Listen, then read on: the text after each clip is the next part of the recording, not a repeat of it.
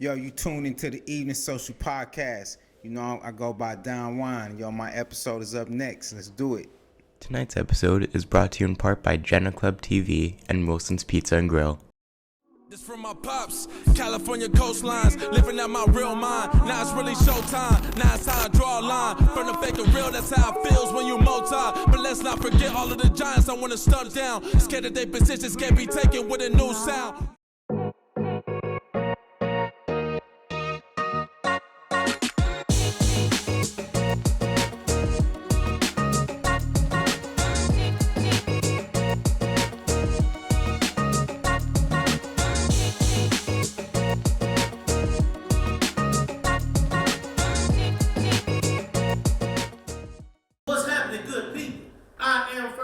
First, don't forget the coach, then comes Smoke. And Entrepreneurship, Jenee. And we're happy to have you here at the Evening Social Podcast. Tonight, we got a legend with us. You know what I'm saying? So I'm telling you, it's a legendary night because this person don't normally do these type of things. This person, for real, when you talk about KC music history, he is the history. He's the legend. So, I mean, like, I'm so excited about tonight, man. I almost didn't sleep last night. I thought it was back to, you know what I'm saying, basketball and stuff, you know. Game night, Jenee can't go. This is a big one. I had this circle on the calendar.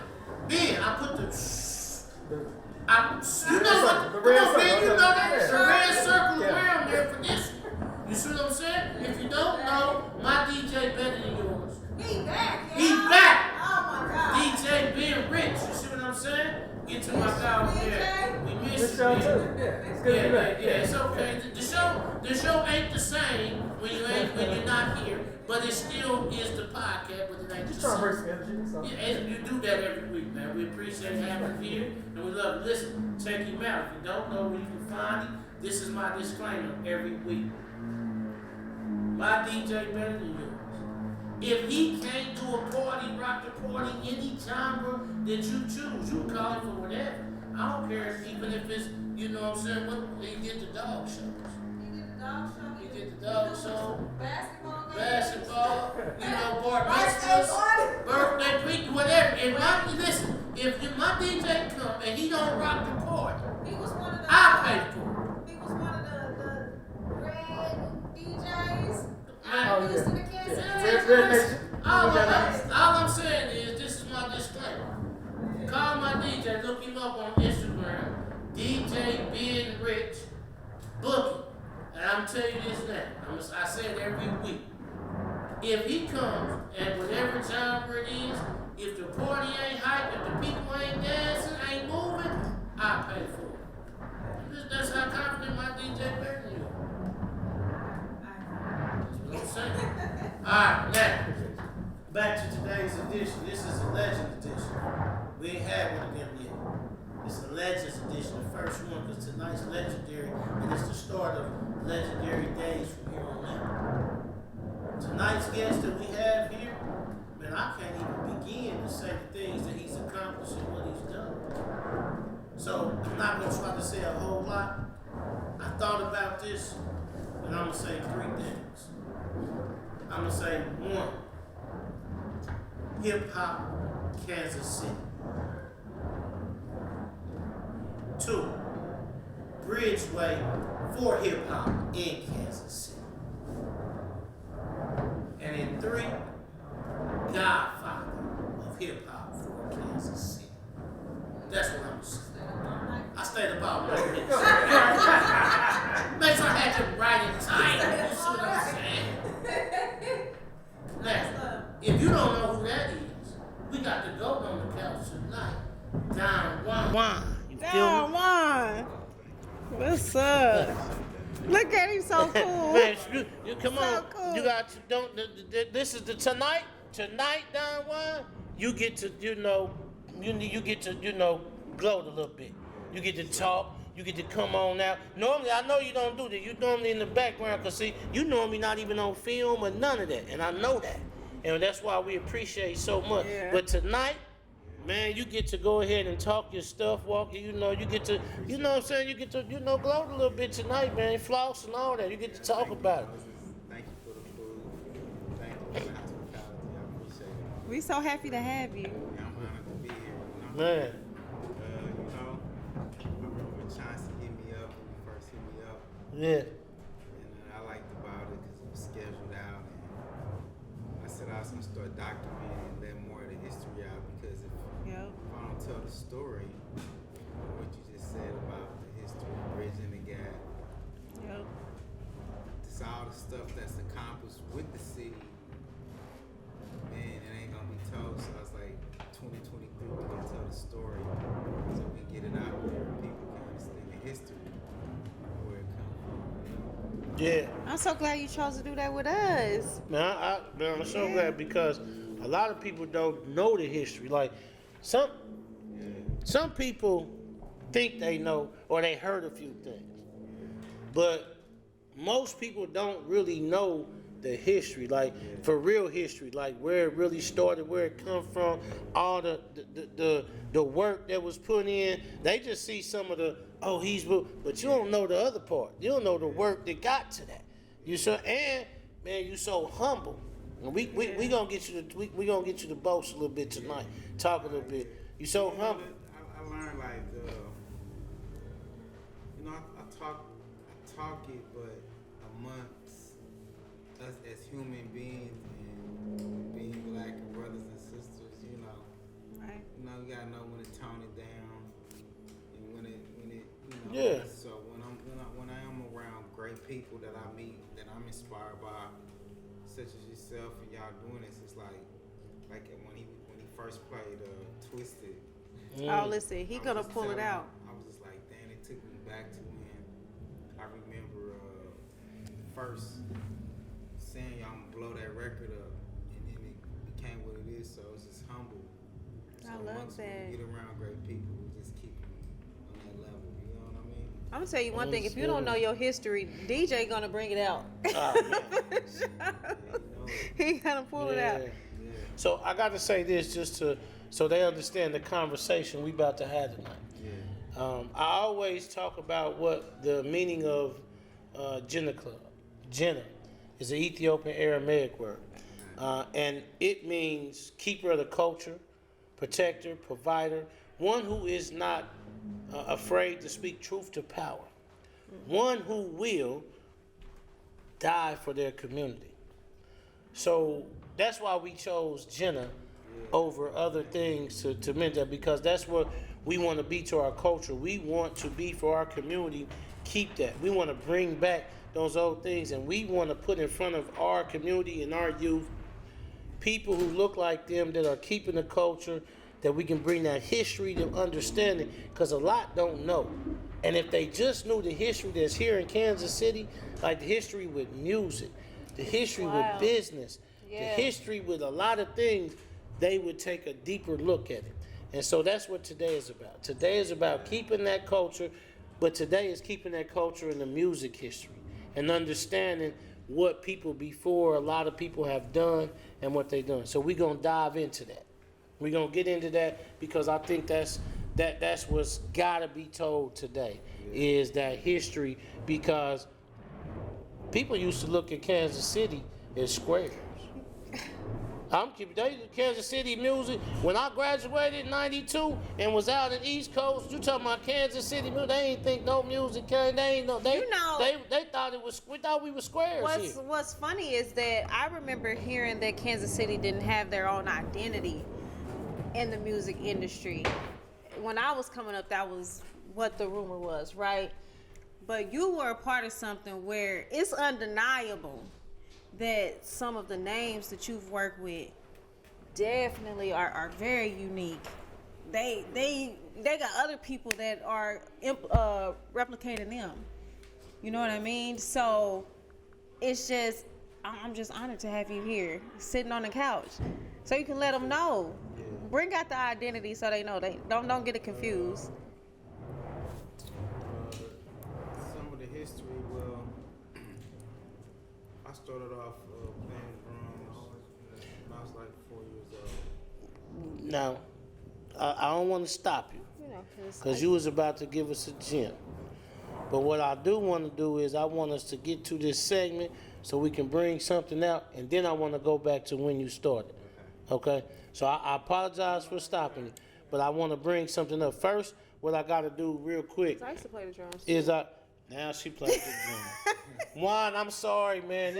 I was trying not for this to come out on the episode you on, but every time we got somebody on here, she used to do this. She auditioning for a new part. I'm trying to figure out why she always auditioning for something new. I'm so And she right here on the top. She want to background sing. She want to rap for Sean of all, 'cause Tyler. Now she used to, Sean low key trying to sign me, bro. Oh, now Sean trying. So now that you here, now all of a sudden she's shooting for, a record deal and want to do a shot. I just every week, man, every week. Now she okay. Play the drums. That was cold. Now she want to get it. Okay. Check my All right. record. Check your record. Northwest car boost now. Check it. I was there. Bass drum. You know what? It's you would say that because all the Northwest records was destroyed, so they can't check it. Now it's boy, you something else. Okay. Anyway, you good. You good. My bad, boy. I didn't want you to be a part of that. She bring it up, man. She bring it up. But now, before we go, what I got to do is I don't want to miss an opportunity to start out with this kind of remembering our partners real quick so we can get that out. Because the Evening Social podcast, man, is put together with a great number of partnerships of businesses and organizations. So I want to start out by saying that this episode is brought to you in part by Wilson's Pizza and Grill. And then it's also brought to you in part by Henderson Entertainment. And then also New Wall Street, an investment education community. Yeah. And then Jenee Klub TV on Roku. Now, our brand partnerships is... You got it on, baby. She don't... okay, Berniac 91. You know see what he's I'm saying? sliding in on my partner. It's but Berniac 91. Here you go with this. Keys, she say I be doing... Keys, can you get a little bit of Berniac 91? First of all, T-Money here, Keys. T Money, come on. To be doing You know, this. yeah, I'm rocking Berniac tonight. Well, the teens, I try to look fly. Where can we get that in, man? But you can get this. Now she want to touch all on my ear and stuff. Wow. She wild. She never do this. Now all of a sudden she touch. Wowzer. Where can we get it from, though? Now, Berniac91.com. Berniac91.com. That's where you can get it I from. can get right? You can get right. Okay, cool. Now, you can't forget TruthToReason.com. TruthToReason.com. Truth. You know what I'm saying? More truth. You can't forget it. It just, I ain't gonna lie. I ran out the house. And Put on something like Don't lie, not with Mo Truth. Something happened. So I'm gonna tell the more truth. I'm in Berniac. You know what I'm saying? I ran out without the more truth. But you can always go get Berniac at Berniac91.com. All right. Now, can't forget Sleek Vodka. Can't forget Drip Ultra Pure Water. Drip, drip. Confidence 71. Heartland 180. Yeah. Sweeties Teas. Yeah. And Wavy by PLG. You can't forget those. So, we got that out the way. Now let's move into business. And as my partner would say, it's time to get to business. All right? Let's get to it. So now, I need to learn that. Juan, I'm going to ask you this. She don't want to ask these questions, even though they're hers to ask. She don't want to ask, so I'm going to ask. If someone was to ask you, what is your profession, what would you say? Producer. Music producer? Yeah. Or you just producer? Okay. And the reason I'm saying that, because we got different audience, what you producer of? Everything sound like. Everything right now. Okay. My main thing that I came up on was music producer. Okay.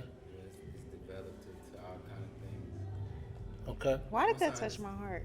There's one song that still what producing was. We are producers. Right. All of us. Whether whoever produced that shirt, whoever produced the vodka, the wine, Yeah. whoever's producing this show, Yeah. producing the talent, produce some food for me, thank you. Yes, sir. So we are producers, but once I really understood what that is, yeah, producer. Man. I love that so Man. much. Wow, it's so funny. Yeah. Because just today, we got an after-school program. And just today, talked that was about one of that. our subjects that we talked about today, was about being producers, not consumers, and what producers are, and the products, and what to do, and that's what we pushing. So it's so funny that you say producer, and I say of what, and you say just a producer, because it means a lot of things. Literally Like, just talked about so that. we I just, love it. man, we just had that Comes today. together when it's all in sync. Yes, sir. That's confirmation. Yes, for sure. sir. Yeah. Yeah. So, she gonna make me ask all the Ask questions. the man. So I'm at, Look, ask the these man. her questions and stuff, but now she want me to ask. So one, are you married? Actually, not no more. Okay. All right. Single now. You single now? Okay, there it is. Single again. Do you have children? Back on the Okay. prowl. I got a son named Messiah. If you ever I love check that. out any talent, dope singer around here, Messiah. Run a studio out there, the Industry Sounds. Shout out to Mav, MUH, Messiah, that's my son. Okay. I got a daughter, Agave. She grown. No. She's a real estate agent now. I'm proud of her. Okay. Another talented son named Juliano. He make beats and he's an artist. Why do your children have beautiful names? Yeah, and then I got my daughter, Goddess. Yeah. She's a young adult, so no little babies, and I'm so grateful. Okay. And they I got successful, 4 sound kids. like. Yeah, they all. Y'all get along with one another. I'm grateful for them, for real. I love My that. daughter's birthday was just Friday last week, and I was crying because I was just like, damn, man, she a grown woman, and How old is she turn? 23. Oh, yeah, man, she okay. grown, grown. Okay. Okay. She grown. Yeah, Yeah. she grown. I was just like, damn, you gotta give them back to God, but I'm just grateful because Why you don't look old enough to have a 23-year-old? I know it's for everybody. to say, Yeah. Mm. Yeah, Okay, Mm. Juan, I'm 29. you just still 29? And my oldest is 29. Your oldest is 29. Yeah. Ooh. Right. Okay. Yeah, about that story. His mom passed away when I was 19. My first sorry to girlfriend. hear that. Yeah, we'll talk about it. Okay. Okay. Yeah. It's a hell of a story. Okay, we definitely coming back. What we about to get into right now is we about to get into a little fun time. We call it fun questions, icebreakers. So we just gonna, you know what I'm saying, ask a few fun questions, icebreaker, yeah. Okay. And what we want to do today, it's a little different than our normal fun question icebreakers. Normally when we do this, we got riddles and some other stuff. We just doing, but today, because it's so legendary, and we not gonna be able to That's talk crazy. about everything. What we want to do today for fun questions is, we want to pop out a few names of people that you have worked with, and you tell us the first thing that comes to mind with these people. Okay? All right. So Jabrelle, you start. You start with the first name, and you kick it out. Okay. Are you expecting me to go in order? No, you do Okay. whatever you want to do. You ain't got to ask Because nothing. I want to know about Yuckmouth. Say it a little louder. Yuckmouth. Yeah. I got 5 on me. Ooh, how many people knew that you had something to do with? I got 5 on it. Well, Okay. I didn't have nothing to do with that record. Okay. Loonies. And then I met him Oh, okay. at that height of that record being blown up. I got you. And he's the first one that put me in a major, allowed me to go major, Oh, okay. What does that mean? like national, international. Okay. So I met him at the height of 5 on it, then he let me produce for him. Then you produce a song for him. What song did you produce for him? His solo stuff. Okay, some solos on his album. Yeah, I did a Okay. lot of stuff. Rider. Okay, I did UGA. okay. So I gotta ask. You said you met Loonies. How did you meet them? What was that? Well, I was staying at QE3's house, Quincy Jones' house. Oh, okay. See, you Wait. drop a name drop. Okay. He said it like he lived down the street. Yeah, that's where I was everybody standing. was. So yeah, I was staying with them, and so staying with them, you just so many people come by, you just run into anybody. So that's really, really how I met a lot of people. How I still have all these relationships too, but being able to be at that position right then and there allowed me to meet a lot of different people. So that's how that happened. And then you still got to be ready. So when I started meeting these people, they was pretty impressed because they was like, "You from Kansas City? You don't seem like you from Kansas City." Because of that work ethic and the way I respond. You know, I really even now like I move like I'm in New York or LA. I don't move like I'm in Kansas City. Kansas City be like slow. Yeah. So I was following Yeah. with you. Mm-hmm. You know, even like I like how y'all followed up. It's just my schedule is so busy, and I really had to have help because I've been managing myself this whole time. So I really need like management now. It's getting bigger and bigger. But yeah, that's how I met the Loonies. Okay. He So was now, producing them, and then I was in the other room with my beats. I You know feel how like it go. I feel like Okay. this game is so loaded because like he gonna tell everything because now you want to know how did you even get to Quincy House? That's so crazy. now you get one question, then it's my question. I So know, now, I was just- since this question, now I'm gonna say Q23. How you get to Quincy? You know, that's my question. So how did you Quincy jump? There was this girl named Schulte, this girl named Mona Wheaton, and she worked at Rap Pages. And so we was buying ads for Tech Nine, you know, like the Source, Rap Pages, and any of the magazines back then. And she was like, so I was like, yo, we want to buy ads. So she was already impressed that we was buying an ad. 'Cause back then, you know, ads would get $1,000, $2,000. So I was like, yo, I want to buy an ad. She was like, who are you? There's not many people in that at that time that was like 94, late 94, early 95. And she was like, trying to add, who's Tech Nine? I was like, we're from Kansas City, Midwest. She was like, for real? She was like, you ever heard of QD3? And I was like, yeah. I was like, he did. He just scored Menace to Society, the movie. And then I was like, that's Quincy Jones' son. And then I was like, he just did Ice Cube, Ghetto Bird. You know, she's like, oh, okay. So then she was like, I want to hear Tech Nine. She's like, send me his stuff out. And I was like, we in the studio now. I ain't finished with it yet, but I was like, when I finish with it, I'll send it to you. So give me your information. So I was like, I would never send her. I was like, I'll meet you. So I met her and we met up. She told me where to meet at the time. I was in Kansas City. I was like, well, I'm gonna meet you in LA. And we met at this restaurant called Acapulco's on La Cienega Boulevard. And I gave her the tape. And she called me back. She was like, it's cool, but y'all need to do some stuff like West Coast and do this. And I was like, nah, we don't bite, because back in that area, if you was biting, you wouldn't make it.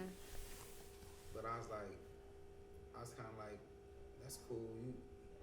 It's dope. We need to let somebody else hear it, because you probably ain't gonna understand our sound because you ain't from where we from. And then she gave it to QD3. And QD3 called my grandma. My grandma and my cousin Helen and them stayed in Corona, California. So we was out in LA running around shopping.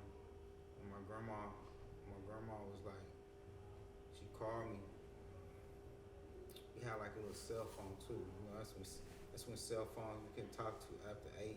Mm-hmm. You feel me? Yeah, I remember all this. Yeah. Yeah, after 8 on the weekend was free. Yeah, I know what it was. You break up if y'all wasn't on the same network. Like, listen, it's not gonna work. Nah, you had to deal with certain times you could talk free and all that. Yeah, I know. Nah, I For that see. minute. Yeah. So that happened, and then he hit me. He was like, he loved it. And then he started letting people hear it. So he started letting like Ice Cube hear it. He started letting like Tupac hear it. It was crazy. Like, it's crazy. Like twisted. And, I got Roger Troutman, just being able to work with the legendary Roger Troutman. That's wild. Yeah, I'm really like.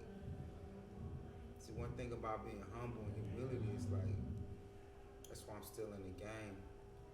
My grandma and them used to tell me when I was real little, they was like, you gotta be careful because you got a God-given talent. You gotta know how to use it. God to take it away. So I've always been real careful with my gift and know that I have to bless people with it. Be motivation, inspiring with it. So I've always made sure I did that. And here I am, Man, this is something that you ask one name and might get 6 or 7. You know what I'm saying? He dropping them like it's nothing. Go ahead, but this is what needs to come out because I forgot I'm asking the real truth about it is, and the reason why I wanted to do this is the fact that I know you would be able to kind of say and get some things out that just in our regular conversation may not come out in those. But people need to understand the history and the work that you put in and the rooms you've been in for the work because of that. So, and they need to know what you just said. Because a lot of people, when they tell them, oh, you need to do this, they run back in the studio and do that instead of sticking with their guns, sticking with, no, this is our sound. Like, this is where we come from. This is how we doing it. Let somebody else hear that. Like, put it to someone, they'll understand where we coming from. If I took note of that. Artists, Drake does it, Post Malone, whether it's Glorilla. We can look at the new artists, whether it's NBA Youngboy, Lil Durk, the drill sound, everybody, 504, you know what I mean? Like everybody got them a certain sound. Glorilla, her voice is a little deep. I heard it when it was a little lighter than she. Eminem, it's 50. I mean, it's all about unique, and I think that's what Kansas City be missing is that they scared to be themselves. They want to sound like everybody else. Okay, Jim. No disrespect. No, ain't no disrespect. We talk this. Ain't no disrespect come from here. We speaking real. That's what we said. Jenna is a word that speak truth to power. If they can't accept the truth that we speaking, then that's on them. Because we speaking truth to power. We not disrespecting nobody. We not talking down on nobody. We talking the real. If you want to understand the history, you want to understand how people have already made and laid the foundation and what you can do, then you'll heed this. So that's it. Go ahead. We're going to get a couple more and then we're going to move in the second. I'm going to ask you about Snoop Dogg. Snoop Dogg. What I love about Snoop Dogg, I always been a fan of Snoop Dogg. So 1993, November, Snoop Dogg's record came out. My oldest son was born October. Snoop Dogg came out like right in November. So Snoop Dogg was in Kansas City one time, and I went backstage and kicked it with him, and he played my record. And then from there, he let me like hang out with him. And go Which record did he play? It's a record called When We Ride. Okay. It's a banger too, and he was like, "Yo, that's banging." When We Ride. When We Ride. And he let me go out on stage with him. He came out. He was at the Kemp Arena down there, and he came out in an Impala, and he let me meet everybody in the dog pound. And Love that. was hanging out with Snoop Dogg, and I ain't connected with Snoop since. And it's been a couple times I'm supposed to go connect with his bodyguard. Shout out to Papa Low. I be communicating with Papa Low through Instagram, and every time he in concert, I tell Papa Low I'm gonna catch up with him, and I miss him, so I plan to connect with Snoop Dogg soon. We'll love that. We'll love to see that. I love Snoop Dogg. And the whole Westmore, Mount Westmore. Man, Westmore, yeah. It's called. I mean, yeah. So you just brought my next one because you know I gotta ask you on one of my favorites. You know what I'm saying? Mr. Flamboyant. Yeah. Yeah, no, I got to ask you about him, Mr. I Flamboyant. knew that was gonna be it. 40. I used to 40 water. RP, I had a homeboy named Diamond Shield. I feel it coming. Okay. And it's funny. He used to be like, you need to make beats like this, like E40. Then he brought E40 down here, and then I ended up producing E40. And records I did with E40, the function, the original function was Sell to Sell. Woohoo! Did you hear that? And then I did looking for it? Sinister Mob with him and Nate Dogg. So when he always used to say Sinister Mob in the song, I got one of the original records with Nate Dogg, him and Nate Dogg, Sinister Mob. So shout out to E40, another legend. Yeah. I got to work with and Nate Dogg, Yeah. Sinister Mob. Man. Your resume is E40 ridiculous. and Nate Dogg. The sinister. So that's people don't understand that that's the beginning. Yeah. That's the beginning of E40 and Nate Dogg. Like that's the Yeah. early starts of that. That ain't. That I ain't. wasn't even thinking that's- of it like that. No, that's the beginning. Like, Nate Dogg. yeah, that's that beginning, and you was in the mix. Yeah. Yeah. Every time I look at it, I be like, damn, I was kind of like ahead of my time. Because back then, when you get into people that did it bigger than you, that was letting you know you was there. Mm-hmm. Yeah. Versus now, it's kind of everybody kind of on the internet, and they can get to someone so, but when you get that credit, then they let you know like, okay, I've arrived. So that's what it was. It's like, okay, each person I work with was like, okay, Do you have to remind yourself sometimes that like I actually lived these lives? yeah, actually, you know, to be honest, when I listen to music give me a lot of hope and memories, and I'm real emotional about that because,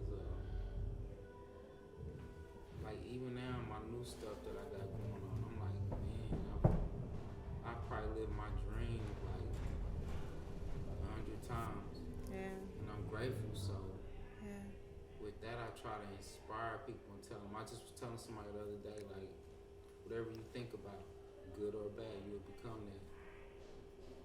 And whatever you want to become, you just have to believe it. Because I was telling them, they said, how did you become a producer? I was like, I just kept saying, I'm a producer. I'm a producer. I'm a producer. And I didn't know how I was going to become a producer. Because I used to talk to Eazy-E on the phone, and Eazy-E used to call back. So I used to call everybody with Eazy-E on the phone. They be like, damn, and they still talk about it to this day. Like some of my peers, like I was always driven, and that's how I really start kind of getting, like just learning how to make records, looking at the credit, learning how everything works, learning what money it take to make it, just really. And back then you had to have books, there wasn't no Google, no internet. So I just was really so in tune with hip hop. Since I was a little kid, I was like, yo, I knew then, I was like, that's what I'm gonna do.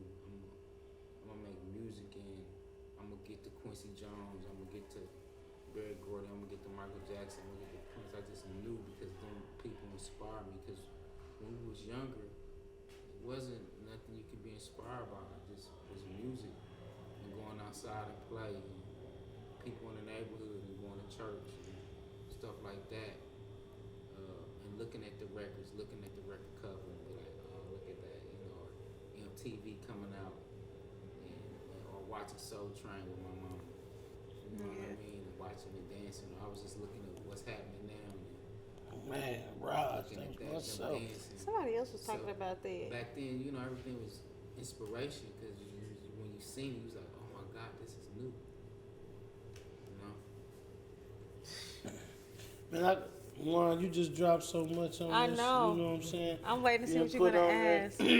And you put a couple names I didn't even think you would bring out, but you brought out.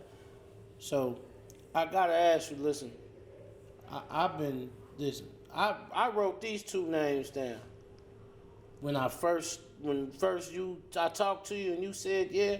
I wrote these two names down. So I gotta ask you this. If I don't ask you this, I can't even go back to the hood. I can't go back to my neighborhood. Mac Dre. I gotta ask I you. know, I so can't it's go gonna be back one to or- the one or the other. Mac Dre. I gotta ask you about that, man. Come on. When I met Mac Dre, Dang. Mac Dre used to be like, Cuddy, and I've been hearing about you while I'm in jail, Cuddy. And he was like, you did all the Yuckmouth stuff. And so they came out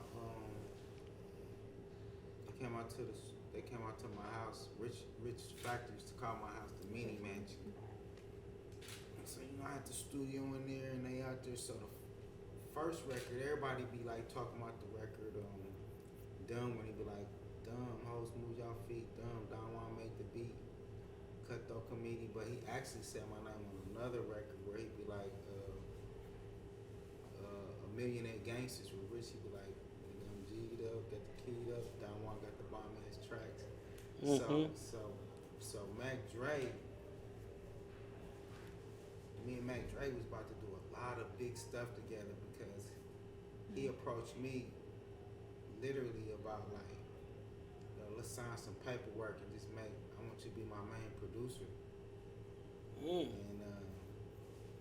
then I got other records with Mac Dre. Somebody just showed me a record I got with Mac Dre because sometimes I would just get his laptop and just make some beats on him and just like get with me. But I got some dope footage of me and Mac Dre too. But Mac Dre, we had a bond because he loved my beats, and when he would say my name, I remember when he hit me with the dumb, he's like, Cuddy, yo, they feeling you, Cuddy. And my homegirl hit me like, yo, Mac Dre said your name on the radio. Then people was like, yo, you ain't heard the record with Mac Dre said your name? So shout out to Mac Dre. Pay homage. That was him paying homage. I was paying homage to him because I was a fan of Mac Dre back when Stay on My Toes and Mac Drizzy, all them Dizzy and all of that. But he was a true KC fan, a true Don Juan fan. And that was him always paying homage. Like, yo, I got it. They gonna know Cuddy, Don Juan got the beat. So shout out to Mac Dre, R.I.P. Shout out to everybody out there in the Bay, Oakland, and Vallejo, everything. Shout out to Mac Dre. Man, okay. Yeah. I had to ask you that one, man, because that's legendary. He's a legend, man. You know what I'm saying? You a legend. But to have them two cross. Oh, no, I'm honored, man. When I say Mac Dre was a Don Juan, oh, man, he said it, though. So I got to, my heart was broken because when it happened, you get so close and then, you like, me and him gonna make history, then you start hearing Jay-Z and Drake and everybody talking about him, but yeah, we was gonna do some big things. So I'd have been close, but you know how it go. Life happens and you gotta just stay prepared and keep it moving, Yes, sir. Yeah. You got one before I get to this other one? No, because let me tell you, Don Juan's so smooth though. The way that you tell your story is so endearing. You know what I mean? Like it's not boastful at all, but it's kind of messing me up because you have every right to boast, right? Yeah. You really do, but you so humble with it, and it's so authentic that like it really got me mesmerized. I'm just sitting here, I done forgot for real. I forgot I had questions, Don. I'm gonna tell y'all what that's about too. So I say a lot of Michael Jackson, Prince, and So we was married in '88. Okay, Michael Jackson, Prince. Yeah, if you just pay, if you know the real Michael. We were married in '88. She say this all the time. Not a lot of people know that. She say this all the time. Not a lot of people know that. Because it's true. It's just real humbling and real cool for all the super talented that they bring to the table, to the world. So I study that and I admire that, and I just like, that's how I want to be, because we here to inspire one another, Right. If I don't get it out, nobody won't know about it. So for him to know the history and talking about it, it's just more making awareness, and it's for those that would have dreams and might have a little doubt. Show them that it can be done. So that's what I know I am, a vessel. And I honor that. I don't take it for granted, you know what I mean? Because when it's over, it's over. Whatever you represent, you put out to the public. That's what people gonna see. So I want to represent motivation, inspiration. You know what I'm saying? Consistency, persistence, love, support. You can do it when nobody can't tell you can't do it. And you rep that, you know, people will give you some hope. It's hope, you just don't make it on hope. You gotta do the work. Which is true. Yeah, it sounds Faith like without works is dead. Yeah. So I gotta put this. You've already mentioned some of the names already. You know, you mentioned Rich the Factor, you mentioned Tech Nine, you mentioned certain names. So, you know, I ain't gonna ask you about them because I know we coming back eventually. But what I am gonna ask you is,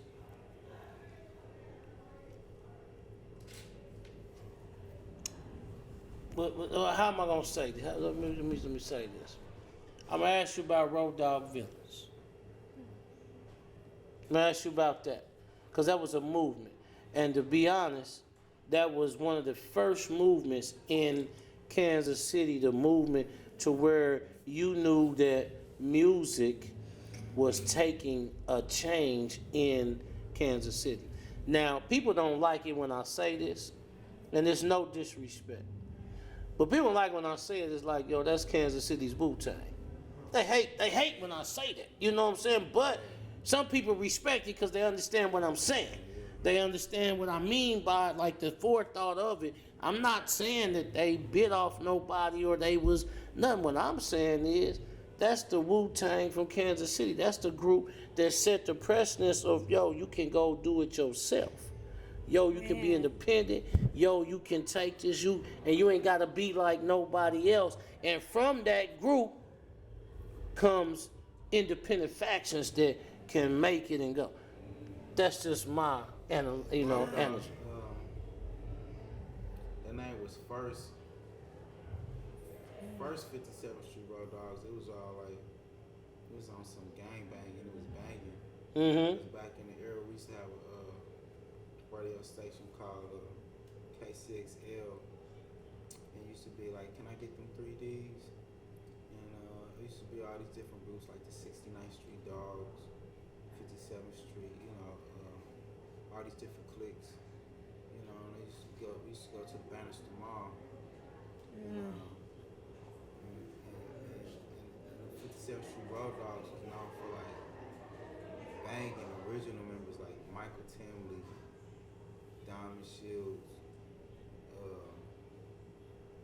Boo, Duke. This is before the rap group. And they would rep the hood and they be fighting different neighborhoods and stuff like that. So that's the original Road Dogs right there. Tony G. You know what I'm saying?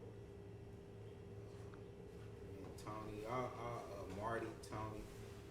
You know, these was all like my uncle and them. This was all people who represent that 57th Street Road Dog before it started the rap group. And then they decided to take that name and turn it into a rap group. And then that's how that came with Scooby and T-Will and Bakari and Short Nitty. And all of us was Road Dogs. This was our neighborhood.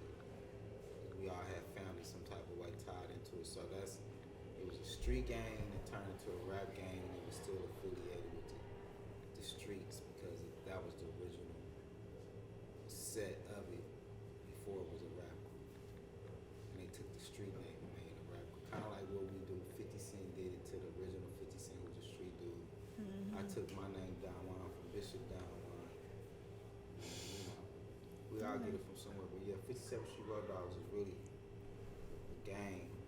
Fought all the time. Yeah, and then it turned into the rap group. How did it turn into the rap group? Basically, I think just that name was just strong, and I think Scoob and I don't know if Scoob named it that or T-Will or Short Nitty or T-Will. I don't know which one, but it was just a strong name. is we used to be. They also was called 5-6 Villain because we from 50s. We from the neighborhood of the 50s and Highland and Basel and Forest. And I just think it was a name where they said we're gonna call it the Road Dogs because it was still that. I meant rap like environment. how did it go from the streets, right, to street name, gang name, Just and the then rap- then y'all turned that into a rap group. Well, I'm the centerpiece to all of it. You know, Black Wall. I heard a record that him and Tech Nine did, and then it's some other guys named Bob and Rock Daddy. They the ones that kind of brought the whole blood thing down here. I just was in the neighborhood, and once they started finding out I did beats, and everybody kind of just started like getting into the rap thing. So I'm definitely influenced of getting everybody into the music in my neighborhood. And then, you know, shout out to Bob, DJ Bob, but then they all have went to jail and shit like that. Stuff like that. I've been doing good. But they all had went to jail, so Black Wall was still around, and they had the Black Mafia. Then I came with my group to Triple M, and then from there, everybody started hearing about me doing music. And that's how I got cracking in the hood. I'm a centerpiece. And it's a homeboy of mine named Tonto. And me and him, it was called Undercover Lovers. It used to be a TV show called Just for Kicks. It used to come on where local talent could come on TV. And that's where I started off with Tonto. His daddy was a big time hustler named Diamond in LA. We did this song called Drugs. And that's how I started. And Road Dogs and Tech Nine, he stayed on 58 Forest. And we all from the neighborhood. I stayed on Highland School, stayed on like Tracy, and Short Nitty stayed behind me. T Will stayed right down the street from me. So yeah, it's like a movie. It's for real. It's deep.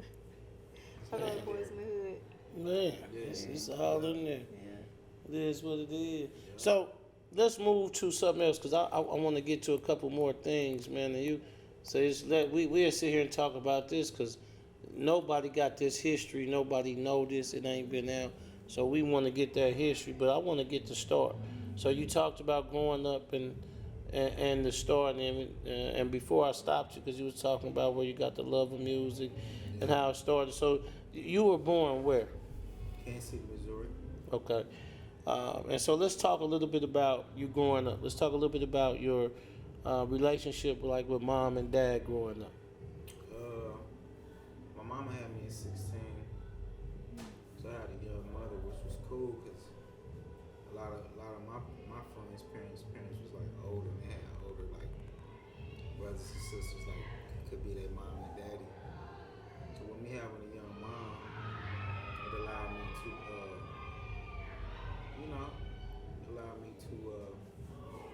do a lot more stuff than people doing. And with my pops, he wasn't around, but my grandparents was around, so I was able to have two sets of grandparents, my father's side and That's a blessing. my mother's side, and I have my stepfather, so I still had some great male role models around for what it was, uncles and my grandfather. My grandfather's was really good role models, and I had my stepfather. He did what he could. So my real father, we never really had a relationship. But my grandparents took up that slack. His parents? Yeah. Whole families. They all did. They made sure I was good. Brothers and sisters? His hoes. All of my aunties, all of them. I mean, like for you, do you have brothers and Yeah, sisters? I got two sisters. Two real sisters. Where you fall at? I'm the oldest. You the oldest? Oh, okay. I got a sister right now. She in the feds. Yeah? My little sister, yeah. Your little sister is? Yeah. Listen, that's So tough. what you go through. My mama was funny. This is probably last year, 2 years ago, however long it's been. My mom would call me. She was like, "Yo, the was like, why would the FBI call ask about me? Yeah, my sister got picked up. Oh, that's tough. I hate to hear Some that. drugs over the border. Got caught up. So yeah, it's real. Still go through regular life stuff. That's what people don't realize. Once you end up in the entertainment business and around all this stuff, you still go through regular stuff. Right. So talk about your grandparents. The role they play. My With you. grandparents,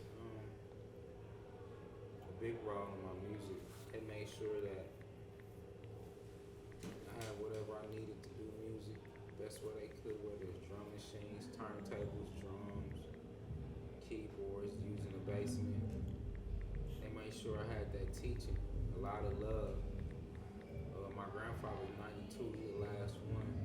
But with them being older, my one set of grandparents, they were like my manager because they sung. They were singers and they sung like with the Whitney Thomas and these gospel groups, the Whitney singers. And my grandfather, I remember he used to always tell me like, and I didn't care then. He used to be like, yeah, I know Elvis. I used to pick cotton and sing with Elvis in Tupelo, Mississippi. I was like, oh, okay, whoever Elvis is. Right.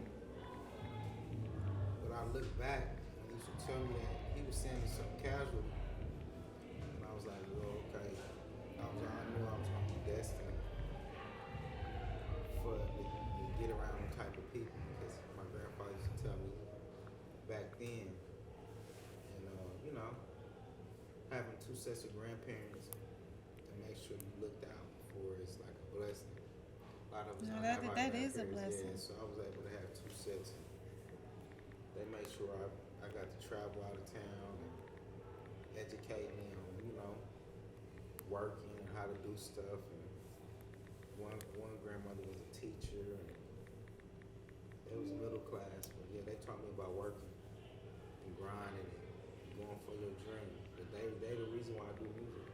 What schools did you go to? I graduated from Southwest. Went to Ray South. Right South, okay. I ain't here. I went to Blue Springs. That's where my mom was like getting me out the hood. Best thing she ever did too. I didn't like it. You didn't like it, but you appreciate it now. Mm-hmm. Why you say which that? didn't you like? Cause when it's like boys in the hood. Trey moving from the hood, gotta go to a new school. But you understand why, because things is going on in the hood, fighting and all that stuff. So when I got out there, it was like prejudice. It was cool, but it was still white people prejudice. You may call you a nigga quick, so I didn't like that part of it, but it wasn't that bad because hip hop was starting. It was cool. So it made me diverse. It made me appreciate it. Because then I learned how to deal with other people from different cultures. Do you feel like, because now this is interesting that you say that, like, do you feel like you moving out of the hood to a new area helped you develop the type of music that you created with Tech and Strange Music and Road Dogs and all of that stuff? Because when I say like the sound is so unique, I'm just interested to know what the thought process was. You're right. Because when I moved out the hood into another vicinity, it showed me what other people like, and not just what I like and what our neighborhood like. I love that. So that diversity, moving out to Blue Springs, and it led me to going to other suburbs, Lee Summit and Johnson counties and Grandviews, and that's when it was different record stores in different cities like Lee Summit and Blue Springs, and, Independence, and then that's how we got our music popping, because I would go to different Grandviews and meet kids in different schools. Right. Pass out tapes and music. Go to to the record stores. Come on. And that's how we got. That's how Planet Rock. Let's get cranked up. All that. Who was we talking to who was just, I love the grassroots of it. We was just talking about, who was it who was on here who was talking about how they used to sell their CDs out the trunk? A lot of people talk about that, but, Everybody but knew, but it Papa was talked about was it selling Papa? the T-shirts out And the Fred. Yeah, and then Fred Fred. talked about selling his CDs. Toothpick talked about selling his CDs from the school, everywhere. Yeah. I would love for for you to come and tell the kids this, because the mentality behind, for one, having the confidence to share something. Come on, if you're an artist, like, you're sensitive about it, right? So for one, to have the confidence to even put it out there. For two, the endurance that it takes to walk up to everybody you see. Most are gonna say no. Like, I'm not trying to buy that. Right, especially if it's local. I done had people tell me, knowing a lot of things, from DVDs to CDs to a whole bunch of stuff, said no. You gotta understand that a lot of people never make it past that point, though. They be so afraid of the no that they never jump, right? Yeah, that goes back to what you was asking about that grandparents. And I remember them telling me, like, you know what you're doing? A lot of people, it's a lot of rejection. But I knew I was good, but they were just telling me, like, it's going to be a lot of no's, so be prepared. I love it. So I have to credit them with kind of letting me know, like, be ready, Right. So, Juan, talk to me. I got to ask you this. I got to get this out. Talk to me about advice that you would give those from our community that want to be successful in this industry. Now, what I'm saying is, and I want you to understand the question I'm asking. I'm not asking about how people try to make money. I'm asking how to be successful, longevity, and how to have a career in this business, because I think that that's the first part, and then the other part comes with it. So what would you say is, give advice would you give to people from where we from on how to be successful in this industry? I think the first thing about being success, we have to not measure success with money. I love that. That's what make people mess up. Success is whatever goal you set to accomplish and then you work toward it. So a mother who, a woman who decide to be a great mother to her kids, that's a success. Yeah. A guy who decides to be a great trash man who gets the trash because he makes the world go on. Somebody else might do it, but that's the success.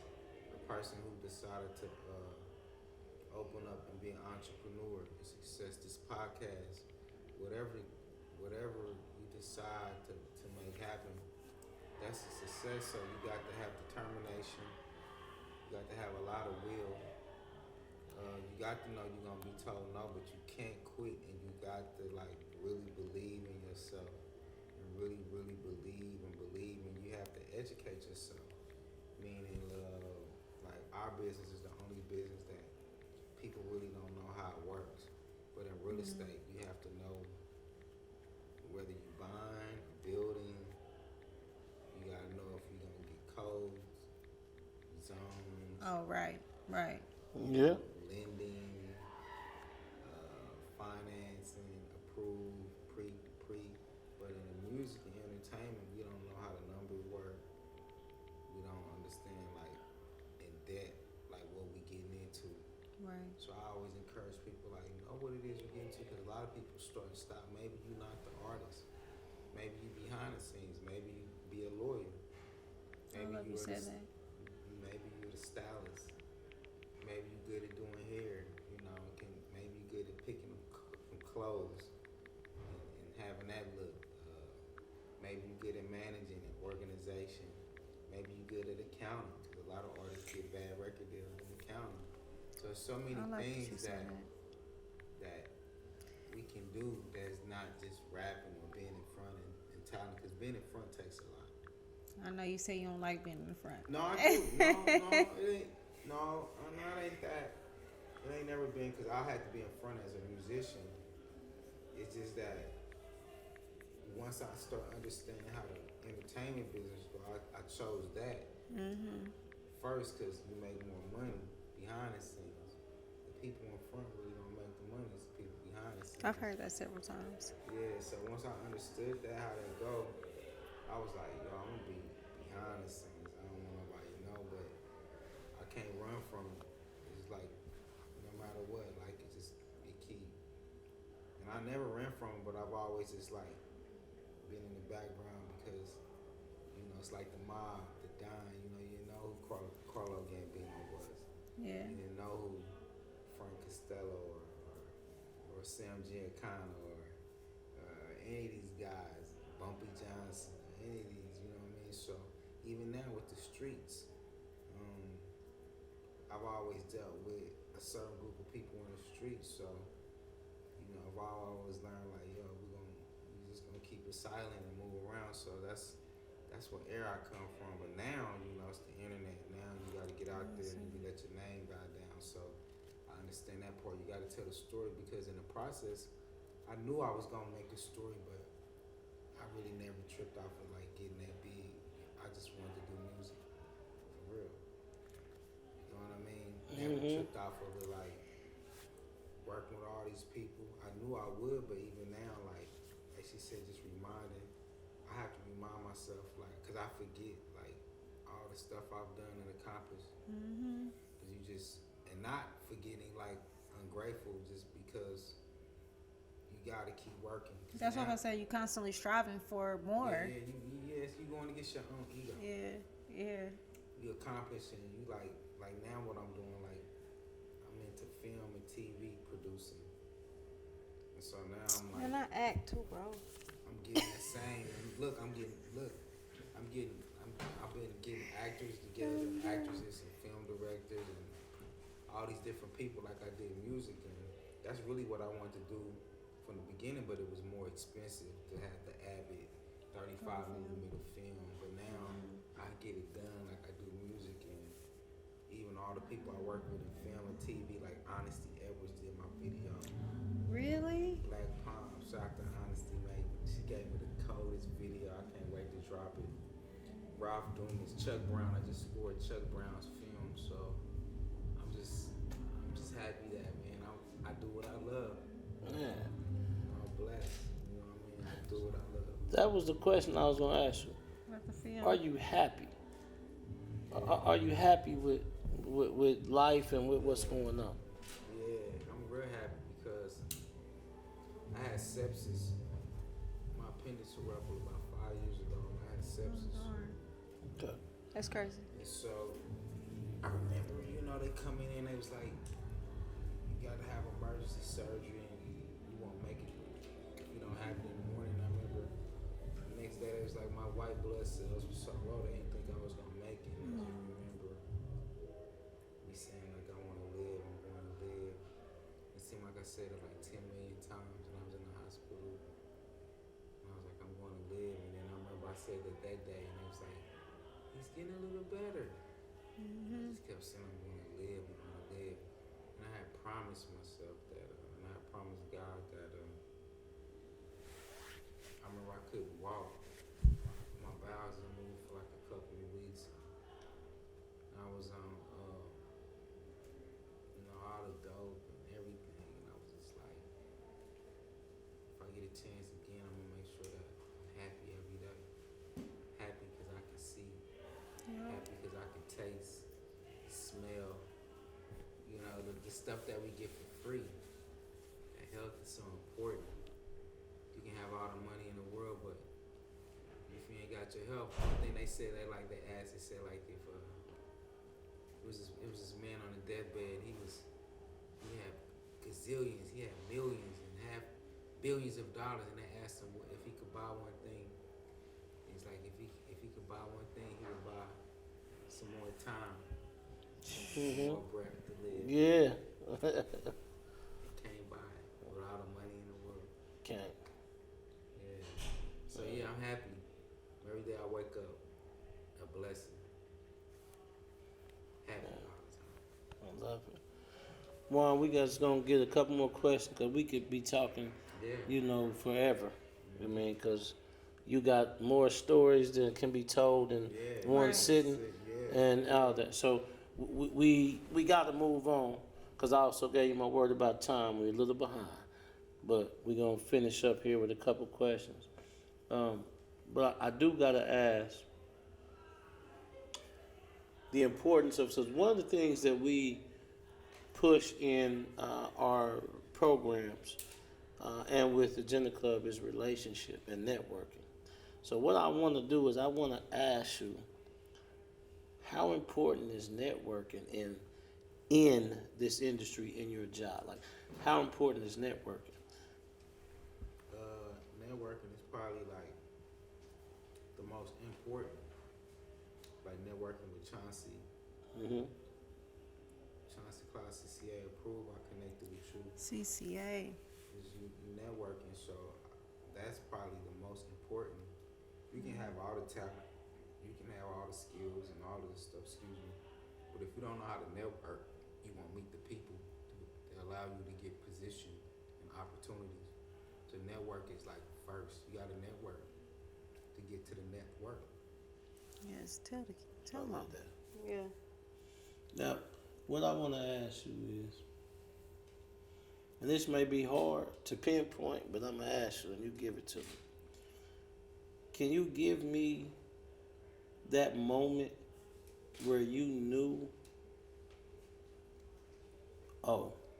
so there's things that you know you want to do. So I know I want to be this. I know I want to do this. But then there's that moment to where it clicks like, yo, I'm lit. I can do this. Like, yo, I need to really, do this.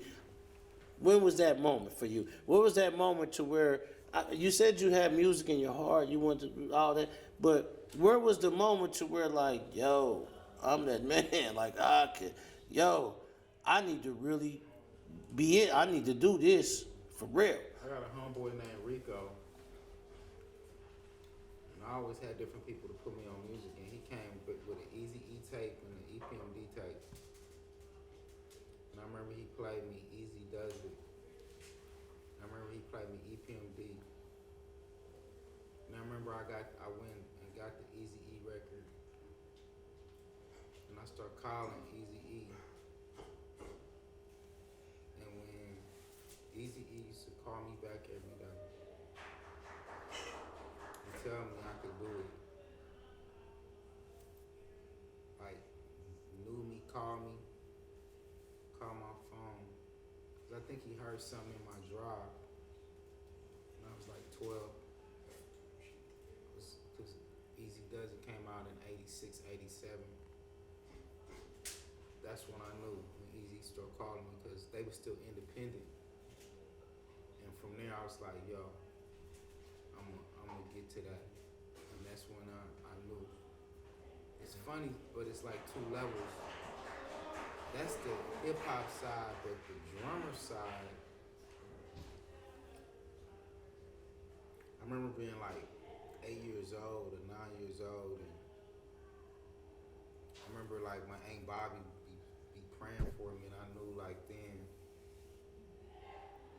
I was gonna be like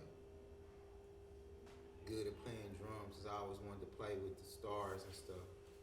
But it was young, man. It was like eight, as a young musician, and about 12 when I started learning how the drum machine. I used to go up to Quigley's. It used to be a store, music store called Quigley's on. Yeah. On Truce, 78 the Truce. And I used to go up there, so I knew young that I was gonna do this. For real. It's weird, but I knew like, yeah, I'm gonna do this. Yeah. Well, what do you like more? Making the music, performing the music, or producing the music? And you do understand what I mean by the three? Performing it, making it, producing. At heart, I'm an artist first. Okay. But when I was rapping, wasn't nobody to make no beats. So I had to make my own beats.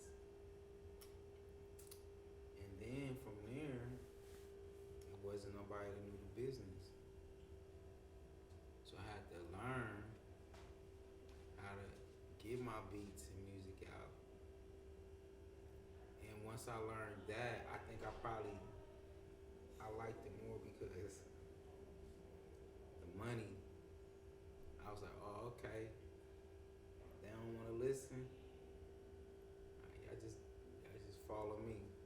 So, to be super honest, I fell in love with executive because once I started seeing like they ain't listening, they don't know how the business work, I was like, oh, I just could be the executive and make all the money. Okay. So that's what I really fell in love with. So my first passion is finding talent because I know how to produce talent. I can look at a person and make them a star. No matter who it is, I can look at it, I can be like, oh, okay, he needs to be at the festival. Hey, yo, man, I can look at it and be like, oh, okay. I can look at this podcast and be like, oh, man, I'm gonna go add this, and a couple of stars, and then let's go get a check. That's my gift. I'm able to see talent. So I love seeing talent. But I also like performing too. That's in me. I'm a drummer, and the drummer is the beat for everybody. So I've always been that person support because you gotta be the drummers, the guitar, the singers, the tambourine. The drummer's the main piece. So I could never be selfish because everybody counting. So I like performing. I like producing. I like it all. It's just different phases for real. Right. Yeah, I like it all. But first, I would probably be like artist first. Okay. That's at heart. That's so hard. Yeah. I understand that. I get that. Yeah. Yeah. So that leads me to ask this question.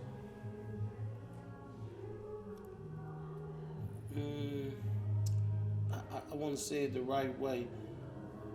So, can you give me what you believe, it ain't got to be whatever, but what you believe was the most fun or iconic, fun moment of so far in you, like music-wise?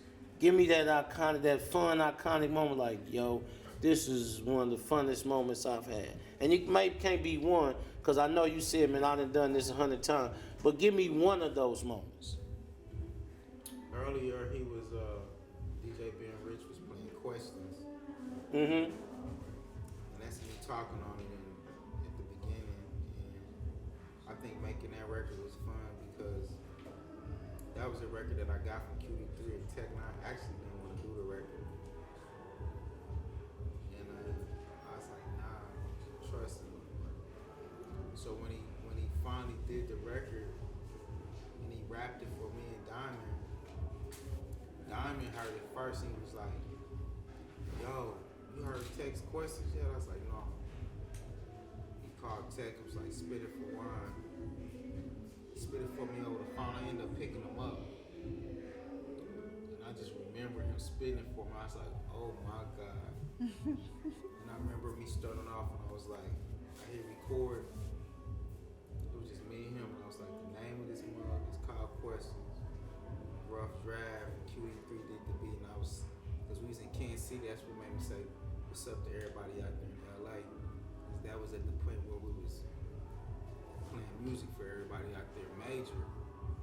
So I always come home and make the demos and then take them to LA, and then everybody be like, oh my God. So that's probably one of the dopest times because I got that beat from one of my favorite producers, and he producing Ice Cube, Tupac, and all of this, and I was like, yeah. And I encouraged Tech to lay it, and he came up with Questions, and then they ended up getting on the Tupac soundtrack. So that was legendary, and then everybody. Only thing I didn't like about it is because I didn't get my credit on it. That was the first time I learned about the credit. It was hurt. Yeah. It hurt. That's probably one of the things that kind of got me like QD3 when my credit wasn't on there. Because I actually produced the record. And I recorded it and I engineered, but my credit wasn't on there. talking. So when you listen to, when you go to the calm before the storm, that's why that credit is the proper way on it, because that's really how the credit was supposed to look on the calm before the storm. But when it was on the game-related soundtrack, my credit wasn't. I remember my homegirl Rachel, she opened it up, she was like, your credit ain't on me. Oh, my feelings was hurt, because that was more important than anything. Yeah. That was my first knock in the head, like, oh, okay, and from there I ain't missed no credits ever again. What needed to happen for you to get your credits? QD3 just needed it. Well, I think how the record happened, since QD3 was already producing at Death Row, Big Paul R.I.P. is the one that actually got that record on that soundtrack. So I felt like QD3 didn't get the credit right. If he would have got the right credit, my name would have been on it. But he didn't get the right credit. When you say that you made sure from then on out that you always got credit, though, what did you do? I had a lawyer, and then I just became a beast with it. I just was like, nah. Anytime I did anything major, I just made sure that I did the paperwork, signed off. Right. Okay. I didn't trust nobody to do it. That's why I ain't never had. I actually need a manager and all that now, but I've been handling all that business on my own. Like now, I got a new deal with Freeway Rick Ross. Congratulations. That was my next question. That was my next question. But go ahead and lean into it. No, go lean into it. Come on. I always been handling my own. Yeah. From then because so that's the problem. But I got some managers, some people coming. I need a team of people for my next level. But it's hard finding people that's really that you can trust. That's good. It Yeah. ain't even the trust. I tell you, it ain't the trust. Because when you in entertainment, everybody don't know everybody anyway. So it ain't about the trust. It's about the work ethic. Mm-hmm. Most people not able to keep up with me. Like me, like you get, like I have a problem with the manager, like not coming on time. You know what I mean? Like I'm gonna make sure. But I got assistants right now. My assistant, she helped me real good, like executive assistant. Shout out to Chris Danielle. She had something come up, but yeah, just finding the right people that got that drive. It could be. I mean, I don't even mind paying people, like, but this is the Cloud being Chronicles. able to work that hard and follow up. And I had that mentality of like I can do it. No, you gotta do it. Cause if I had somebody to like what you sent me, if I had somebody to catch it quick enough, then I could. Oh, the email. Yeah, I could follow up with it, but I have to because I've been trained like that for management. I have to still have structure because I'll just create and produce and make beats and podcasts and talk. So you need that person like, oh, you got this today. Yo, go. You need 2 pictures. Woo. Right. Because the creativity just keep me busy and following up. That's why you got the assistant. Yeah. Well, it's getting Or bigger. you I got need the more assistant. now. You need 2 assistants. Yeah, I probably need about 4 or 5 now for real with levels. Listen, come on, they out there. You know where you at. You in KC. We got plenty of them. Now let's talk a little bit before we end.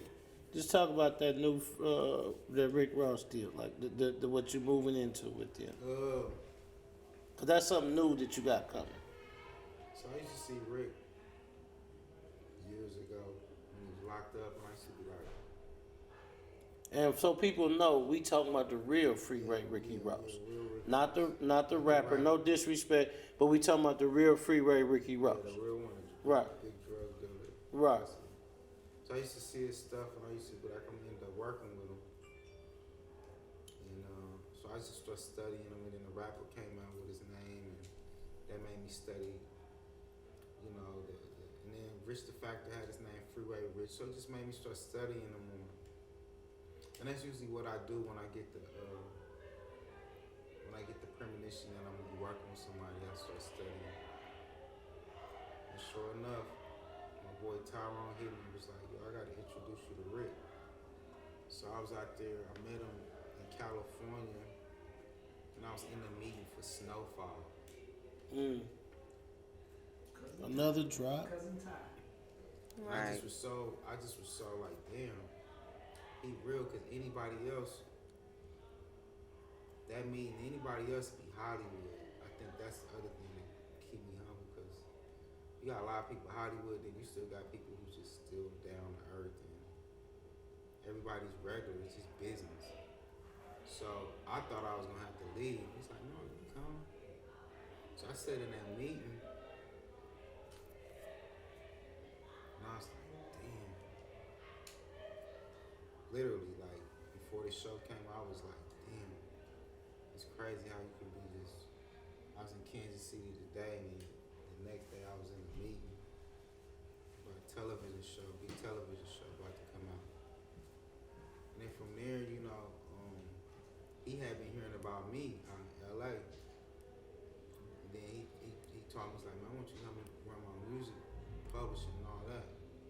So I had told him I'm gonna rock with him, because I know how it is when you coming back up, you getting out of jail, the feds, all this, like, you know.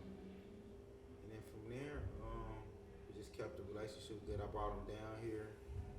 I had been meeting with the prosecutor and the police and the judges, and they was saying the hip hop noble. You know, they was saying a lot of crime was coming from the hip hop here, and I was meeting with them, and I was like, yo, they was like, you know, Rick Ross, the drug dealer. I was like, yeah. So I had them come down, talk to the youth, and then I had a big event at this like little mansion, and I had the police there, the prosecutor. Shout out to Jean Peters Baker too. She gave me a program too for the kids. So I gotta give a shout out to prosecutor Jean Peters Baker. You gotta talk more about that too. Yeah, so much, but I definitely want to come back because I support the kids. But Freeway, that's the big homie. We got this thing called the Peace Rally we doing right now, kind of like the self-destruction, but we all in the same game. That was something that came out in the 80s that the rappers did, so we doing a new version of that. And we got some dope people, like I got a verse in from Freeway, Crooked Eye, Cassidy. Man, it ain't, you know, that's what's crazy, like Rick. What I love about Rick, like, I probably talked to like 30, 40 new people. Rick, everybody, like, call Don Juan. I don't care if it's Jay-Z, I don't care if it's Snoop Dogg, I don't care if it's Dr. Dre, I don't care if it's this person. Rick, like, call Don Juan. And somebody was asking me, like, how you get in that position? I just work hard. I'm gonna work harder, I'm gonna get up early than you. I'm gonna grind out, I'm gonna get the job done, I'm gonna follow up, I'm gonna be on time. And the other gift that I know that I have is that I'm not afraid to take order. I respect protocol. But that's the problem with people in this business, like, everybody has a protocol. You walk in people's homes. So people's businesses, they home. So you protocol. So me, I respect the protocol. So I think that's why I'm able to work around a lot of people. I understand I can take orders. And taking orders doesn't mean you beneath anybody, but everybody has things how they like it ran.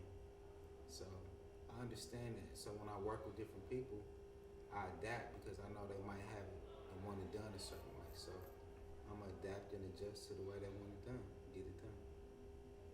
And I love that. What you just said is one of the major points I talk about all the time. Yeah. Is I say it's impossible to be, and I got this from my grandfather and my dad. It's impossible to be a chief without knowing how to be an Indian. Like, you have to be able to follow protocol and follow directions in order to know how to give them. You can't just give directions and orders. You got to be able to take them too. And just because you do follow directions or you're taking an order from someone doesn't mean you beneath them or doesn't mean anything that belittles you as a person. And I think a lot of times in our society, people forget that or they look at it in a different way, and that's why we don't get a lot done. Me and you can sit here and work together. And today, You came on my podcast and I had a certain way I wanted it done and you followed that. Tomorrow you may say, Mo, come over here and it's your platform and I'm going to follow the way that you wanted to do because we're over there. But that didn't make you less of a person or me less of a person or anyone else. What it meant is we learn how to work together as people, you know what I'm saying, for a common goal. And I think that that's a missing art, especially in our community, in our area, that some people don't do, and then they wonder why they can't work with people. Well, that's because you came to somebody else's house or somebody else's place and wanted to, regulate how they doing stuff. Yeah. You can't do that. Well, first thing when I talk to people about music, they get to telling me what they gonna do, right, which is cool, but I was like, bro, have you listened to yourself? You telling me how I'm gonna do on Misery. Mm-hmm. How you doing your side of your business? I said, but bro, I don't do that. Like, this is how I do business. I'm about doing business on time. You gonna follow up. If you don't follow up with me, I ain't really interested, because that show me, yeah, I respect protocol. I understand placing. Even now, like, I could have a big entourage of people, but I learned a long time ago, like, too many extra people bring too much drama. Yeah. Somebody with the wrong energy, and I just know how to fit in other settings and be very inviting. You adapt. I know how to adapt real well to different environments, so that's why I'm real careful. That's why now I don't got a lot of people with me now, because I have to be very careful when I go into new settings who I'm bringing. Mm-hmm. You know what I mean? Yeah. They mess it up for you. Yeah. And that's no, what it's happens true. a lot of times in the industry. It's just the third parties, it's the people, the extras, the friends, the cousins, the extra this, and really they just wanted to start with this manager over here. So I've been real careful in it, but we getting close to where I gotta have security and all of that. But I'm still even with that, like, I ain't playing with nobody. You gotta be about business. Right. You know what I mean? Yeah. I can't even imagine what that's like now. I mean, it's just a total shift. Yeah, it's hectic for real. Like this stuff like this is really, it's cool, because I do deal with like one thing I learned about the business, like, you're only good as your last hit. Mm-hmm. So if you can't get caught up on that, because all of it gets you there. Mm-hmm. So this is just as important as me being on No Jumper or Vlad TV. Mm-hmm. That's how I look at it. All platforms is on that level, because I've watched things be at one level and then the next week is at this level. Yeah. And so I make sure, I don't turn my collar down at things, because you just never know what opportunities. So I love that. anything with platforms and getting towards the outlet and being able to talk on the outlet, I have a high respect for it, because it's an opportunity to be heard. Yeah, I love that, because you don't know. Yeah. Stuff change overnight for the good and the bad. Yeah. So I love that. And then you don't know who you're gonna meet. You meet good people. I'm telling you. I meet good people by just doing like this. People like yourself. Because somebody do something, so let's network. And then once you talking, like, you get to know that person. You get to know each other a little bit more. You know what I mean? And it allows us to be like, okay, let's put out some new business and let's try this. You know what I mean? I love it. So, Juan, we're going to get to the end, because we also going to be privileged to have a little performance by you. Oh, yeah, salute. So, we want to kind of get to the end of that. And I apologize, we went a little over time. It's all good. You know how I go. Man, but I got to ask last thing. And I'm going to ask this question a little different than normal.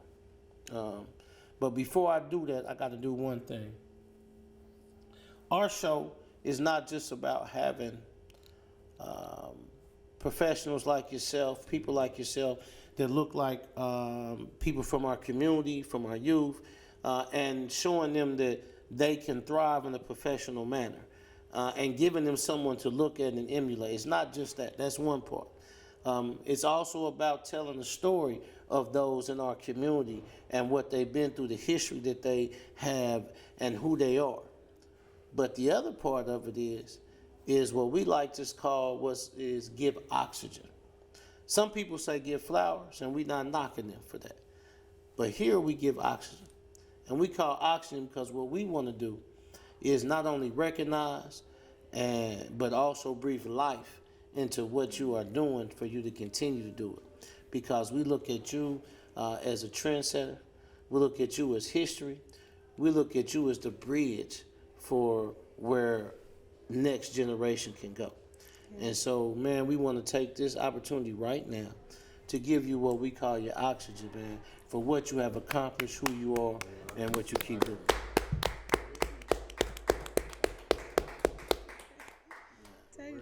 Man, we appreciate you.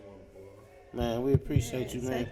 And, you know, we don't take the words that we say here lightly. We don't take what we say about you lightly.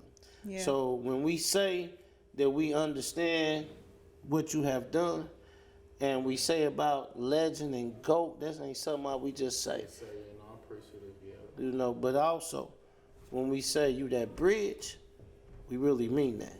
Yeah. And if our youth, our community, our next up, our kids that aspire, if they're not understanding the bridge that said, it's kind of like, you know, I look at other places, like I'm going to use this for New York, an example. New York has the mecca of certain things with music, but at the same time they had people, you know, who paved the way, and people who moved and did certain moves that, you know, they pay homage to them, they look to them, they understand that, hey, this is how that I'm getting to this now. And I'm saying that you are that for us. Now, like I said again, people don't like me saying things, but I'm saying how I look at them for our city when I said Road Dogg Villains was like the, you know, Wu-Tang. But, man, you are our Grandmaster Cass, our Grandmaster Flash. You those people for us here that pay that way, man, that moved in that. I don't take it lightly either. Man. I'm a pillar and I respect it. Man, we appreciate you. Stuff that I'm grateful in.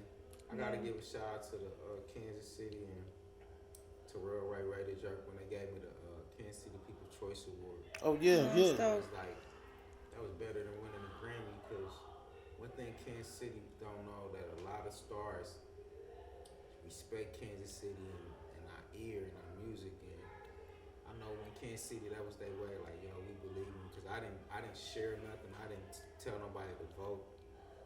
Everybody did that on their own. So shout out to the Kansas City. I love y'all. I'm gonna always represent y'all. And I'm gonna always put y'all on the map on the music.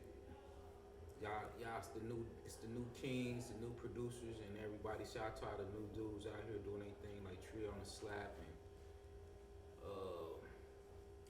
so many, YGKC, so many that That's I know my guy. of. I can't. If I don't say you, that don't mean I ain't checking for you, but it's just so many that I respect, man. And they the Ryan Scales, you know, they the new dudes, man. I bless them. They can have it. Yeah. I gotta put my time in. Yeah. And we appreciate that. So I'm gonna end with one last thing, and then we're gonna get to a performance. All right. We asked everybody. Normally we ask them if you had the ear of the world, the whole world, for 20 seconds, what would you say to them? Now, I don't want you to tell us what you would say. T-Money gonna point to a camera. He gonna tell you to come on, count you down, and you tell him what you're gonna say. This is that commercial. This is that 20 seconds. The ear of the whole world. For 20 what would you tell them? You got 20 seconds. They give you a 20-second commercial spot, ear of the whole world. Yeah. What would you tell the whole world in that 20 seconds? T-Money, count him down. 5, 4, 3, 2, 1. Y'all want to tell the whole world right now, peace, love, positivity. Stay around people that's motivate you, inspiration. Stay consistent, stay persistent. Don't give up on your dreams, and you can do it. It's gonna be hard work. It's not easy. But whatever you think about yourself, whatever you believe, it will come to light. It's just hard work. Remember that hard work. You gotta do the work. You can have faith, you can have hope, but you gotta do the work. So, I love it. Motivation, inspiration. Yeah. I love that. Okay, Yeah. that's good. Now, I ain't gonna say nothing. But I'm gonna put one. You didn't say nothing about misery or none of that. That's in the what whole world. Cause And I loved it what you said because it was a great message. But you got the whole world. You ain't saying about misery. Yeah, I got a company. I got some new artists I'm working with. Y'all see that in the future. Maybe I can come back. I got Man, ain't no maybe. You can. Yeah, I got artists that I'm producing. Man, Misery Entertainment. You can follow me. THATSDONJUN. That's Don Juan. I'm on Spotify. I'm on Instagram. I'm on iTunes Music. I got new music out. I love it. Yeah, you can follow me everywhere. That's DonJuan.com. But that's the handle. That's Don Juan. So when they be like, yo, who did that Tech 9 beat? That's Don Juan. Who did Planet Rock? That's Don Juan. Yo, who did Twisted? That's Don Juan. Yo, who did that radio show? I'm put everybody on. That's Don Juan. So THATSDONJUAN. I'm everywhere. You know what I mean? And let's do it, y'all. Kansas City, we got more work to do. Misery Entertainment's the label. You know what I'm saying? The biggest out the city. And I got some big things. You know, I'm gonna build. So my next thing I'm about to do, I'm about to build the next Universal Studios.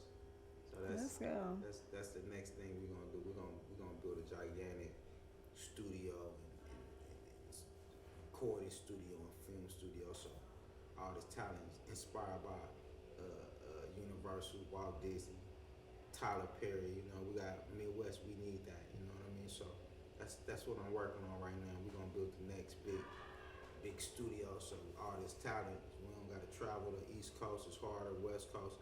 People can come right here in the middle. That's what we're gonna do. Yeah. Yes, sir. I love it. Misery. Yeah. I love it. Misery stand. People always ask me too. What Misery? It's really Missouri. Shout out to Hobo Tone and OG Rip had a song called "Leave You in Misery," and it was like M-I, cricket letter, O-U or I. So it was really for Missouri. So it's really motivation for the M, inspiration. You know what I'm saying? For the I, zealous for the Z. You know what I'm saying? For the E,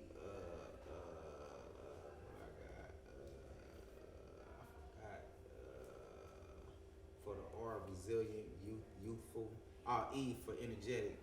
So that's Misery. It's a whole lay down, you know what I'm saying? Motivation, inspiration. You know what I'm saying? Zealous. You know what I'm saying? Energetic, resilient. You gotta stay youthful doing it. So yeah, Misery's from Missouri, and we gonna rep it. And I rep it all like the way. it. You know what I mean? Shout out to everybody. Shout out to Freeway Rick. Shout out to Chauncey Clyde, connecting me with Moses. Shout out to the whole podcast, the family. Shout out to the lovely young lady, DJ Being Rich, everybody, man. Evening Social Podcast, right? Yes, sir. Yep. Shout out to everybody. I appreciate Come on, Drops. Man, we appreciate you, man. Thank you. Now, it ain't over. You know what I'm saying? We about to jump right out of here, but we coming back with a performance, you know what I'm saying, from Don Juan himself. You see what I'm saying? So, I am Coach Mo. I'm Jabrelle Jenee. Yeah, Hey. I didn't say it because I wanted to make sure I didn't Listen, say I wasn't going to put you on the spot because it's a lot to take in. Yeah, Jabrelle. I just wanted to make You sure. won't forget. I didn't want you to be like, nah, that ain't right. I wasn't going to put you on the spot. You're going to learn it and you'll never forget. It's all Lord, good. here we go. Listen, we Google me, appreciate baby. you coming here. You know what I'm saying? Thank you for coming. We'll be back here next week. Next week, we got Sunday.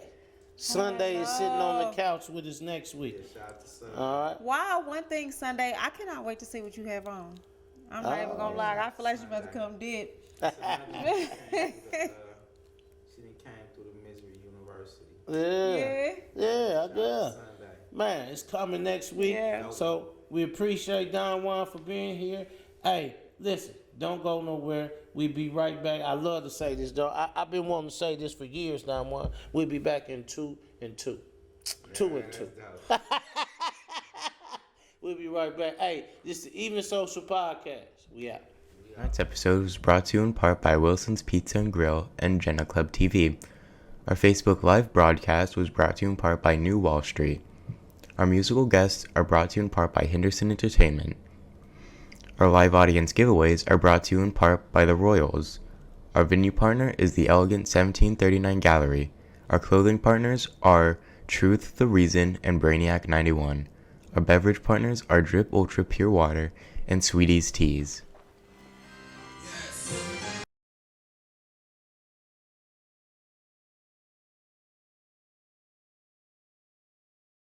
Party like a 23 party, let's do it.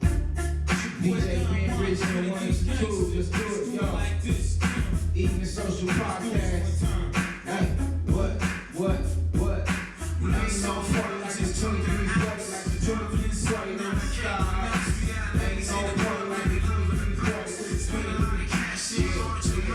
We look so fly, we just choking an ounce. Driving in something that I can't pronounce. We got ladies in the club, man, you loving the bounce. Spend a lot of cash in, large amounts. It's the down on the block, guess who's back? It's one on the block, guess who's whack? I'm looking at he, ain't no need to looking at me. I'm playing from KC, looking at he. I had to drop it on these suckers, these punks ain't no. Had to drop it on these suckers, these punks ain't fluent. You see a nigga out, we stunning the club. Ain't nobody tripping with us, man, they showing us love. But we still pull gas, untouchable like Al Capone. When we hit you with the baseball bats, KC on my ass, ice on my neck and wrist. You didn't think that a play exists. Don't be mad at you, cause she coming with us. Got some liquor and some dreams and it ain't no fuss. We got smoke everywhere, you smell it in the air. Throwing money at the bar like we just don't care. We know so far, we just talking an ounce. Driving in something that I can't pronounce. We got ladies in the club, baby, loving the bounce.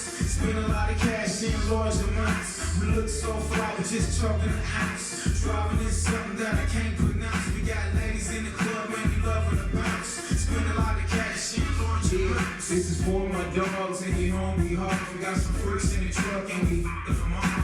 We loving the ball, can't hit it raw. Got me on the dance floor with my fucking jump. No respect for the law, it's gangster, man. We rolling through the deep, we got guns in our hand. Thugs and smoking drugs in my contraband. My money, got your honey in the palm of my hand. You know it ain't no job. Stinging like a killer bee off of my beehive. Your man chicken, she feeling me.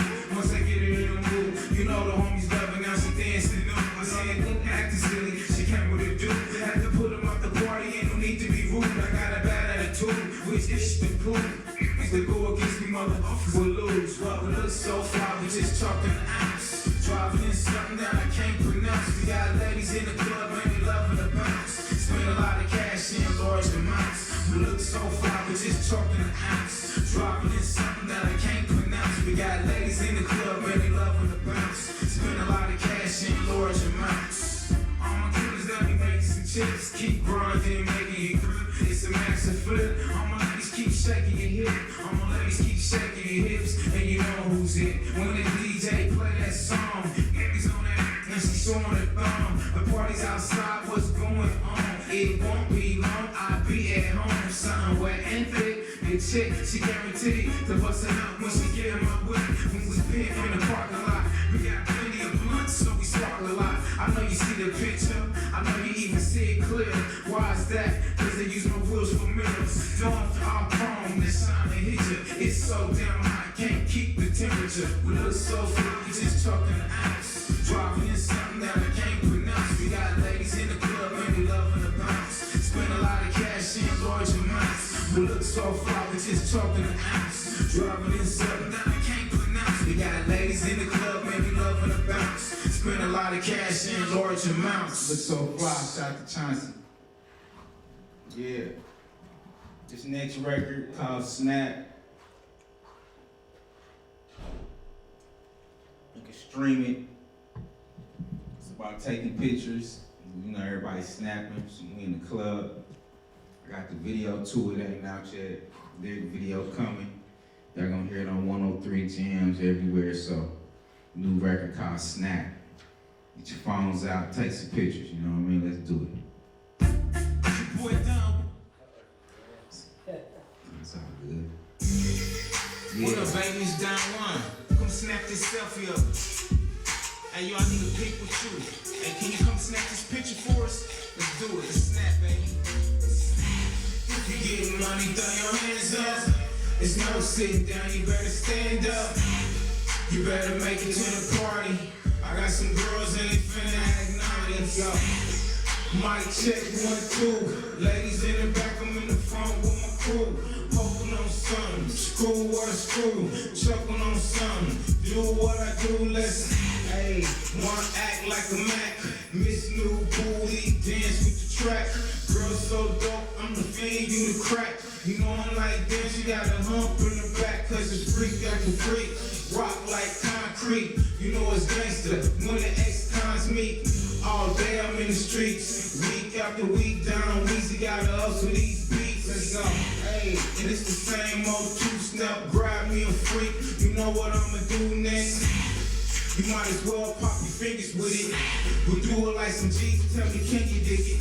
I see some sexy ladies on the dance floor. I'm trying to get my hands on some more dough. I gotta let my cup overflow, let's go. Finna go float off some drugs, let's go. If you getting money, throw your hands up. There's no sitting down, you better stand up. Yeah, you better make it to the party. I got some girls that ain't finna act naughty, let's go. Yeah, I watch the girl do the snake. It's like a birthday, every day I yank cake. She love the way I dog it, so she call me Nate. She came to the telly, I set the girl straight, she. When the Don hit the bottom, homies got problems, bet you could solve them. I'm worse than the K9 one and keep dogging. I'm trying to get fat like a pig and keep hogging.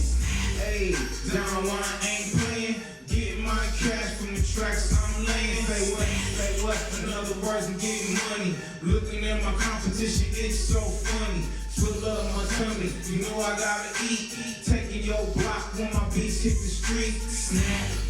I'm finna take your spot. I'm like Little Troy, about to shortstop, man. I see some sexy ladies on the dance floor. I'm trying to get my hands on some more dough. I gotta let my cup overflow. Say what? Finna go float off some drugs. Say what? If you getting money, throw your hands up. There's no sitting down, you better stand up. Hey, you better make it to the party. I got some girls that ain't finna act naughty, you know. I'm finna stun like an evil, floss with my people, or down like Cheeto, wait for the sequel, mob like single, my style so illegal, you punks don't equal, sharper than a needle, I'm winning while you cheating, don't get mad cause your girl keep freaking, I see her on the weekend, the chrome keeps spinning, haters love to hate, but the winner keep grinning, say what, don't make me do it, turn up the club and them hoes get to it. Yeah, I'm on my way to Atlanta. Hoes love to hang around my clique like Santa. Damn, I see the chrome got them irritated at the same time. Got your chick acting X-rated. Yeah, I'm getting blows to the dome. I got it going on, snap a picture to my song. I see some sexy ladies on the dance floor. I'm trying to get my hands on some more dough. I gotta let my cup overflow. Say what? Finna go float off some drugs. Say what? If you getting money, throw your hands up. There's no sitting down, you better stand up. You better make it to the party. I got some girls that ain't finna act naughty. Hey, I need a favor, can you come snap a picture of me and my homeboy right here? Picture with me, baby. Yeah, snap one me and my homeboy. Let's do it, snap. Hey, yo, check it out. You about to be on the radio, get it everywhere. Yeah, y'all hear it first before it come out, go stream it. Don Juan, that's Don Juan everywhere, snap. Shout out to the Evening Social Podcast. Love y'all, thank y'all. Jabrelle, Moses, the whole squad. DJ Ben Rich is going down. Yo, it's official. Don Juan.